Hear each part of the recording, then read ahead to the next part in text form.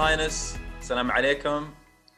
On behalf of the Center for Strategic Philanthropy at the University of Cambridge, thank you for agreeing to speak with me today about the advent of strategic philanthropy in the emerging markets, and more specifically our Gulf region, and the power of collaboration to boost impact. Her Royal Highness Princess Lamia Bint Majed Alsaud is the Secretary General and a member of the Board of Trustees of Waleed Philanthropies, a major charitable and philanthropic organization that was established in the Kingdom of Saudi Arabia over 40 years ago. Over the last 4 decades, Waleed Philanthropies has led and delivered projects in more than 189 countries, investing more than $4 billion on a variety of social welfare initiatives benefiting over 1 billion people around the world. Princess Lamia is also a successful publisher and author, and her powerful first novel, published in 2010, titled Children and Blood, explored the confronting subject of honor killings in the Middle East. Her Royal Highness is the recipient of a number of well-deserved awards for her philanthropic work and leadership over the last years, and we're grateful that she has agreed to share some of her unique insights and experiences with us today. Your Royal Highness, perhaps we can begin with Waleed Philanthropies, which many will already be aware of. How would you describe this unique organization's philanthropic mission and philosophy, and how it has evolved over the past 4 decades to cater for changing needs and priorities of society here in the Middle East and beyond? First, I would like to thank you for the amazing introduction. I'm very honored and I'm humbled. Thank you very much. You give me more than I deserved. And I'm very happy to be here with you today. I think gathering for a better future and search for the right opportunity to do so. As we were discussing from a couple of minutes ago, there is a lot of kind-hearted people around the world, and there's a lot of people who's donating their time, their money, their effort to do good and to make the world a better place to live in. But it's some of those people who have this strategic vision, how to deliver their fund, their perspective, how to give a hand, how to help, how to support. And thanks God, we're very blessed to have our chairman, one of them. So Prince Waleed, he started this foundation the day he started Kingdom Holding. It was in the same day he got the first project. He decided that amount of this project, beside the zakah, amount of this project going to go for people in need. Alhamdulillah, that we have been doing along the year. That person who I learned a lot personally from him, which I learned literally per second from him, he got a view on how to give back to the community, do good, promote for tolerance, for understanding, for accepting the others. And one of the main thing that I always ask His Royal Highness, why you didn't specialize in something? And he said, why should I specialize in something? If God give me this access for a lot of people and I can know a lot of need, then that will be it. So let us help as much as we need. But yet, as a Secretary General and as a person who's very honored to be on my chair, I'm very happy with my team, all what you mentioned, Badr, with 1 billion beneficiaries, with $4 billion, with 189 countries around the world. It's only 10 Saudi ladies who's doing all of this show that you're seeing and all of this success. And honestly, all the awards that you mentioned and all the recognition that I'm getting personally, it's because of those ladies. And I'm very grateful to be one of those teams, one of this team. That's very inspiring. Thank you. I understand Waleed Philanthropies has invested over $30 million to help communities in the Middle East and North Africa respond to COVID-19. Yes. Can you describe how you designed and implemented your response to the pandemic that took us all by surprise?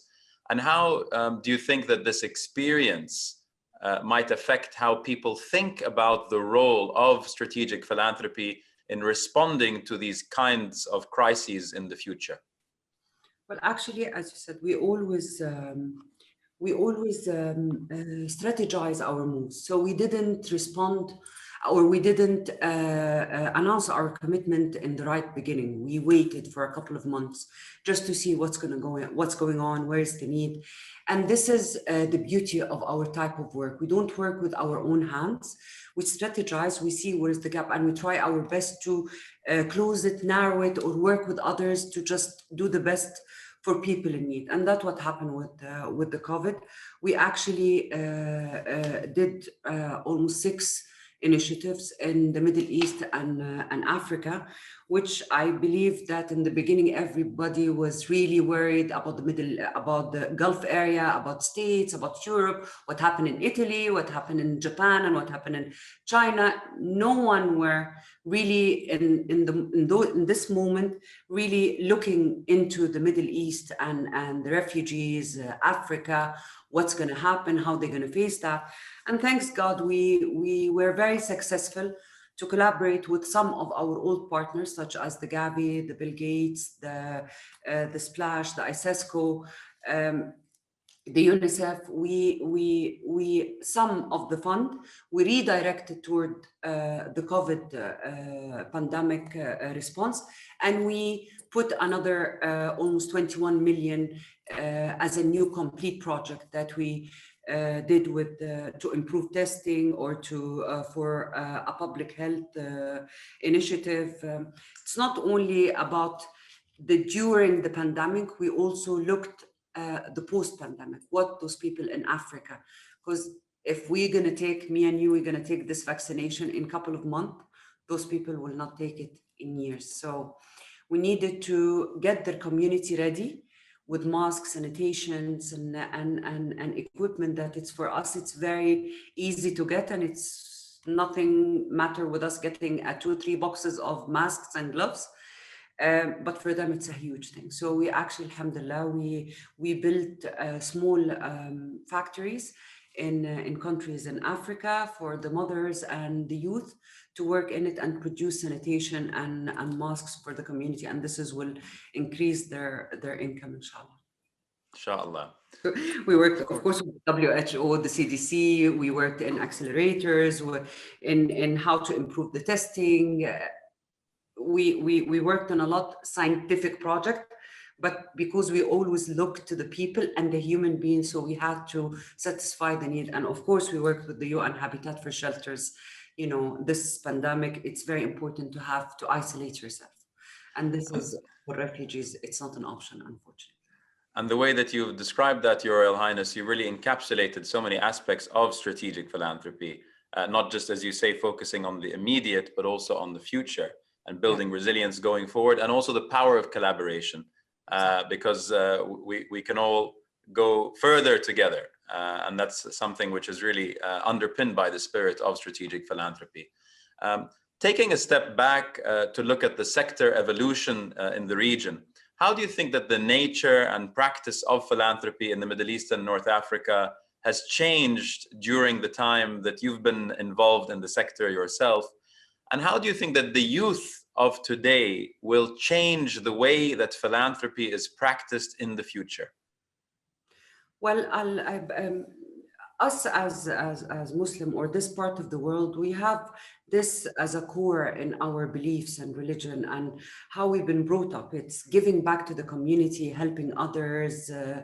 Even if you smile in a person's face, this is doing good at the end of the day. That's what we believed in.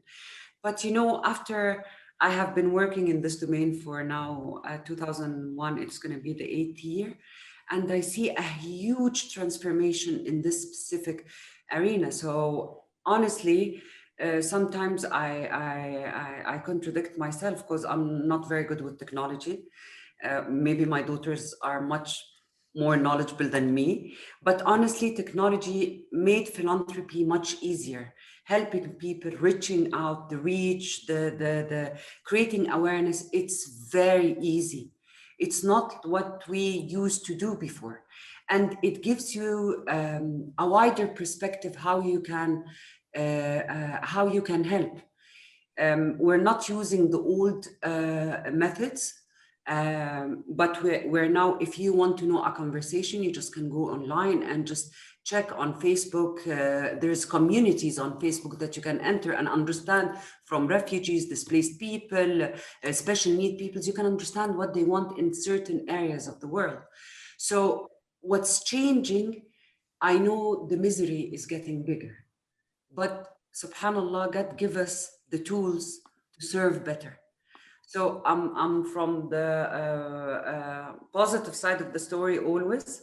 And I like always to see the solution more than the problem. The problem will be there always, but you looking to it from a different perspective and trying to have a unique solution for it that can be sustainable, which is very important. Maybe that's what we used to face before, that we don't have a sustainable philanthropy. You always donate to do a masjid, you always donate for elderlies, for sick people, for orphanage, but we never thought of a sustainable project that can benefit those people moving forward, and how you can have a positive impact on life, on people's life. And what I see now along the year, that people start, even the CSR of companies, they start telling you, you know what, no, I don't want to be a sponsor in an event. I want to do something that will reflect on the community, that will I gain from it moving forward. Those youth will have a loyalty for my brand, which is very, very, very smart technical marketing technicality. But at the end of the day, I don't care. For me, I care that they start being involved in communities, and how to reflect, and how, whatever, even though if they're going to create a loyalty for their brand, but at the end of the day, they're benefiting the community. Beautifully said. Zooming in on the Kingdom of Saudi Arabia, which of course is the largest economy in the Arab region.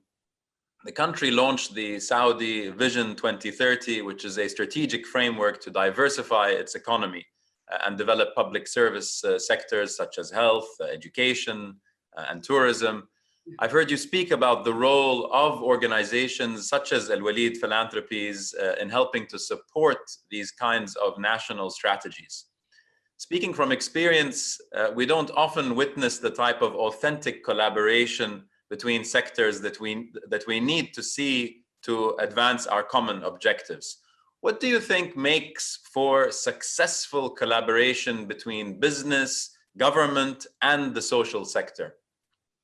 It's what make it very successful. It's the goal. What do you want to do? Honestly, if as you said, again, we go how to strategize things, and maybe this is where we come as a Waleed Philanthropy, because we're dealing a lot with international partners. So we have this kind of mentality in how to leverage out of 3 or 4 partners on the same project and give everyone what they want. So I'll give you an example. When for the special needs are His Royal Highness, he's a big investor in Careem, and now it's Uber. We did an initiative, well, it was in support of women, after His Majesty declared that women can drive. 48 hours after, we did a collaboration with Careem. We donated cars for ladies, we give them the license, and now there is almost 70 of them on the street, Captain Careem. But we wanted to do something more that will reflect really on the community. So we had a very nice collaboration and very successful collaboration with an entity here called HRH. It's for the physical disabled people. And we went to them and we said, we want them to be Captains Careem. And they said, what are you talking about? And we said, yes, there's a machine that they can drive with their hands. They don't need their legs. And actually, we have almost 100 of them, Captains Careem. You don't understand how their life flipped. وزارة العمل, it's included in that.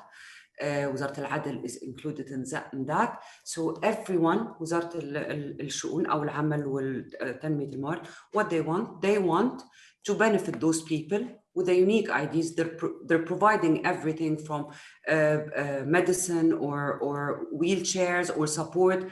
But I think it's our role as an NGO and NPOs to do the extra mile and to give them an economical support and a kind of knowledge support. So that's what we did. So we give the government what they want. Kareem, it's a good marketing for them, and Uber. So it was a very good opportunity for them. For us, it's helping people. So it's all about what do you want? You have to understand the players, what the players want. And you have to be very smart on satisfying and pleasing each and every one of them. What a great story. And I think it would make a great case study. I'd encourage the Center for Strategic Philanthropy at Cambridge to include that as a strong case study of very effective collaboration between sectors. Throughout your career, you've been a very strong advocate for advancing the role of women across a wide range of fields. What advice would you give to our next generation of women leaders who might be considering a career in the philanthropic sector? I advise them not to go into the trap of being a victim. Women in this part of the world, we've been raised to be a victim and to play this role we can take Oscars in that, honestly. And I'm sorry, I know a lot of women will be upset for me, but that's true. I was one of them, but I realized that no, I have everything that can make me a successful person. What I want from the next generation is to understand that we're not in a fight with the men. No, men is your partner, your father, your brother, a person who will always support you. Yet on the other hand, women will be jealous from you. So you need to evaluate right. And I think that we want to work together toward a better future, whether it's a man, or a woman. And I want to tell them, do not depend on anyone. I think God was fair enough to create us capable to achieve what we want. So do not underestimate yourself. And you have to put in mind one more thing. Do not be very heroic about, creating future and everything. And know, if you decided to get married and have kids, your kids is your success. And put them as a priority till they are in an age they can move on alone and enjoy their life. That's my message. Princess Lamia, I'd like to take this opportunity to congratulate you on the very important work that you do at the Waleed Philanthropies and as an inspirational and impactful philanthropist yourself. I have no doubt that many young women and men will take inspiration from your experiences and your broader approach to generating philanthropic impact. And I look forward to more opportunities to discuss this with you in the months and years ahead, inshallah. Thank you again.